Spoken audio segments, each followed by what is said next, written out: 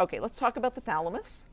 Think about the thalamus as a grand central station of the brain, okay, with all of these connections going to all those parts of cortex, coming in and out of the thalamus like that, okay? So one of the key things about the thalamus is that most of the incoming sensory information goes by way of the thalamus en route to the cortex, okay?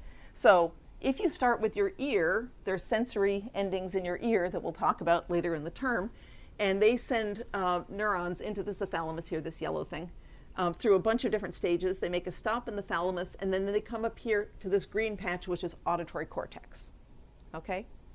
Similarly, somatosensory endings, touch sensors in your skin that enable you to feel when you're being touched, come in through the skin, and they make a stop in the thalamus, and then they go up to somatosensory cortex up there, okay?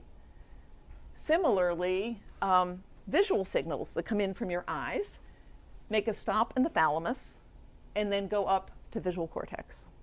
The olfactory system is the one sensory modality that doesn't make a stop in the cortex. You can sort of see that here from the nose. It goes straight up into olfactory cortex right there.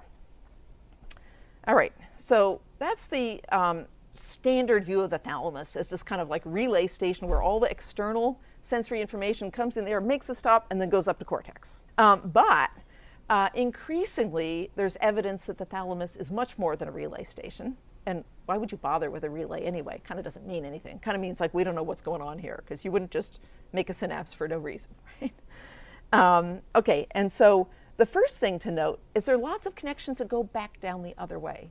There are 10 times as many connections that go from primary visual cortex, right here in me, right here in this guy in red. There are 10 times as many that go backwards down to the thalamus as go forwards. That's mind-blowing, right? Information comes from the eyes up into the brain. What the hell are those things doing going backwards? Okay. Well, they're doing all kinds of interesting things. So that's the first indication that the thalamus isn't just relaying stuff in a stupid, passive way.